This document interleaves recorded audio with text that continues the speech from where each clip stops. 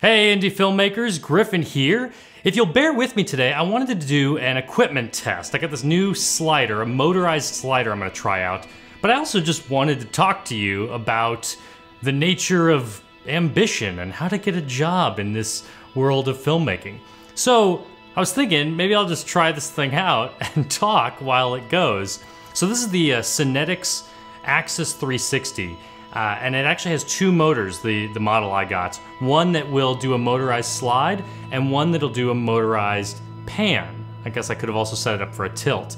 But today I've played around with it a little bit and I'm trying to get it for an interview so that it'll stay on me. So it actually will do like a slight pan while it slides.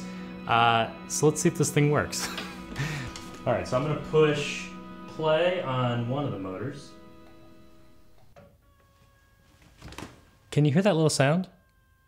So one of the motors is making a little sound. The other motor is gonna make a lot more sound. We'll see if they're really super loud. Okay, I think it's about to start going. Oh, it's actually moving pretty quickly. Okay, so yeah, that's kind of a cool moving background. And I don't know how much we can hear this. Let's see. Okay, it's kind of loud. So I don't know if I'd be able to use this in a real interview. We'll see. This is a new piece of equipment for me and I'm curious about what I can accomplish with it. I also, you notice it just kind of like hit the end and started going again. I have it in bounce mode. I could have added a ramp so that it kind of slowed down, but it seemed like that just made even more engine noise. All right, so what I want to talk about today is something that I've been thinking a lot about recently because I just got a brand new job at Bloomberg, the media company in New York City, and I'll be doing documentary style filmmaking covering politics over the next 2 years. Well, hopefully I'll keep going, but I mean, leading up to the election in 2016. So, do I need to move? And so I just got this new job, it's awesome, and it made me really think about a lot of the questions that I get, especially from young filmmakers, about how to get work in this industry. And if I think back to when I was in high school, all I knew was that I loved video production, but I'm not sure if I felt like I had a whole lot of ambition. And even now today, I still feel like I'm not the most ambitious person. I don't know what I want to do with my life exactly. I don't know specifically what I want to do, and I feel like a lot of us worry about that. Like, if we don't know exactly what we want to do, how are we gonna get there? Only the ambitious people find success in Hollywood or whatever it is. And sure, there are a lot of people that they know exactly what they want. They want to go be a director in Hollywood, so they do everything, every decision they make can just lead to that. It can be, I want to be a director, so I better go to Hollywood. I better become an intern in a movie studio, work my way up, become a first assistant director. I mean, I don't even know what any of those things are. All those job titles in Hollywood, that never really appealed to me. I don't think I ever wanted to be somewhere in that chain. And that doesn't work for me, but it doesn't mean it's not what you want. That could be exactly what you need. But I just want to make it clear to the rest of us that don't have some perfect goal in mind. We don't want to be an NFL player and we'll do everything we got to do to get there. I think there's still a place in this world for success, for us to have success, even though we're not super ambitious. And I think my attitude, my life philosophy now is do what you're best at and then make sure people see that. And then be willing to take opportunities when they come across your desk. I think it takes some bravery to be able to say yes to a new opportunity. It's risky to jump into a new opportunity. But for me, this has worked out pretty well. This is what my career has looked like. I went to film school. I'm not sure that was for me. I think I probably realized I didn't want to work in Hollywood. Maybe I just knew I loved making videos and I didn't want anything to get in the way of that. I just want to go do it. And I don't want to be necessarily like working for someone else all the time. So I think that's what kind of led me to being a freelancer. But I went to a couple different universities. I finished my undergraduate degree at Illinois State University. And then people said, hey, you should go to grad school. And I thought, well, I don't have money for that. I don't want to do that. Why would I need to do that? But people that I trusted, faculty at the school, believed in me. They thought about me. They said, you should do this grad school opportunity. You can teach while you do it. And because they were kind enough to think of me, and I guess I earned that trust from them, I did something right, I thought, yeah, I should probably jump on that. So I learned to teach, and I was a grad student. And a lot of what I do now is talking and teaching. And if it weren't for that experience, I don't know if I'd be very good at this. So I'm glad that I did that. And while I was there, one of the internship director at Illinois State University thought of me for a job at State Farm Insurance. And I thought, well, I'm a video guy. What would I want to do at an insurance company?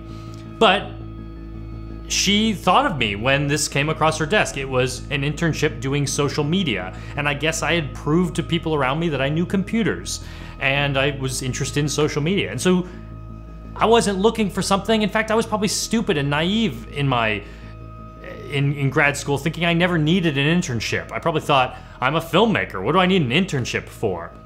But because someone was kind enough to think of me, I tried it out. I got this internship at State Farm, and pretty soon I was able to show them what I could do.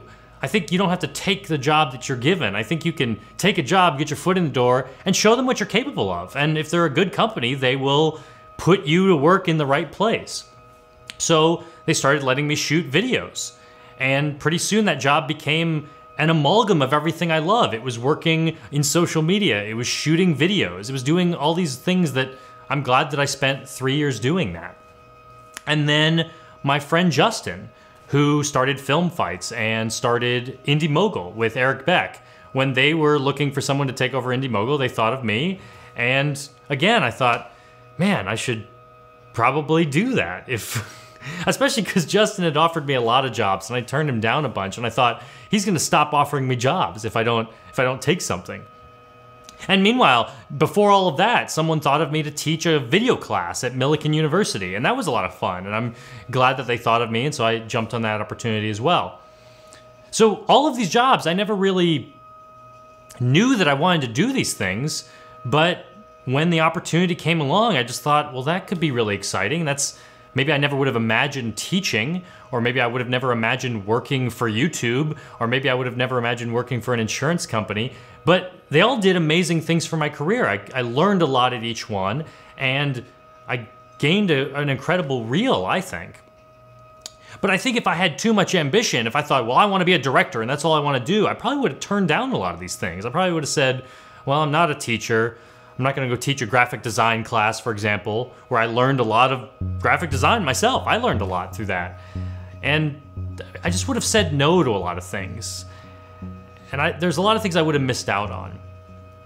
And this latest job with Bloomberg, they saw my documentary. I feel like the documentary, man, that's the one time I feel like I really said, this is what I wanna do and I'm gonna do it. Everything else, I was a little bit more passive, and I think there's kind of a stigma against people like that. Like, you're not allowed to be passive about your career. You're supposed to know exactly what you want to do and be super ambitious and go out and get it. But this worked for me. And this interview I was just on for this latest job was the best interview I've ever had, because they didn't ask me about what school I went to. They weren't looking at my resume the whole time. They didn't even ask me for my resume. They had watched a lot of my videos and they knew my body of work pretty well. And that was just wonderful for someone to really be looking at what I can do and what I have done, and not necessarily focused on my resume. Here, I'm gonna stop this thing real quick because I think it's starting to get out of sync. You notice how, I got it pretty close with the panning almost matching up with the sliding, but now it's starting to get ahead of itself. So let's push some buttons here. Okay, stop that. Stop this one. How do I do it? There we go, okay. Here, let's zoom all the way out too. Maybe not with the microphone in the shot. So I guess the point I want to get across is, there's an author, Malcolm Gladwell, who says that it takes 10,000 hours to become an expert in something. And I think other people have debunked that. I mean, it depends on if you're really already skilled at it or not. But the point is, with enough practice, you can spend the time to get really good at something. 10,000 hours, that's if you're working an 8-hour job, that's like, it's a few years. Maybe it's like around 5 years if you're working 5 days a week. So if you're at a job for 5 years, you can become an expert in that thing. And I've heard other people say it takes 7 years to become an expert at something. But the point is, that's just a small portion of your life. If you live to be 80 years old, you have several segments of your life that you can go out and become great at something. Try something out. You can be a filmmaker this decade, and next decade, do something completely different, run a restaurant. So whatever it is you wanna do, or if you don't know what you wanna do, if you're young, just do what you're good at. Do what you enjoy doing, show people that you're good at it, and see where it takes you. If you don't feel like you know exactly where you wanna go, just do what you're best at and see where it takes you. And say yes when people think of you. I think that's one way to go through a career. And for video production, I think there's so many places that you can do video that are not in Hollywood being a director. I mean, there's so many companies that need video production. There's so many things you can do on your own. You can make a film on your own and sell it on the internet. There's a lot of possibilities for you. So as you're looking in your life to accomplish something, build a career, I guess just be open-minded and realize there's a lot of different paths you could take, and it's not the be-all end-all. You don't have to know when you're 18 exactly what you're gonna be doing when you're 55. That's fine. So I hope that answers some questions about the nature of filmmaking and getting work. And I'm really excited about this next chapter in my career, and who knows where that will lead me. I think if it weren't for all of these little things along the way that I've built, if it weren't for some of the social media skills I picked up at State Farm, if it weren't for all the practice I had on camera at Indie Mogul, if it weren't for my teaching experience in the classroom, I think all of those things were appealing to my new boss at Bloomberg. So I don't think I would have gotten that job if I hadn't had this diverse experience behind me. And I really love that I have that diverse experience. I like knowing a lot of things and feeling like I've tried a lot. So that's it for today. That was a good test of the Cinetics Axis 360. I'll have to play with this thing some more. I can do some time-lapse stuff with it. It can move super slow. Obviously the sound wouldn't matter as much. So thanks for joining me. Let me know in the comments if you have any questions, and I'll make a few more videos before I go to New York, and then I'll keep making videos in New York, but soon I will be there. So thanks for watching.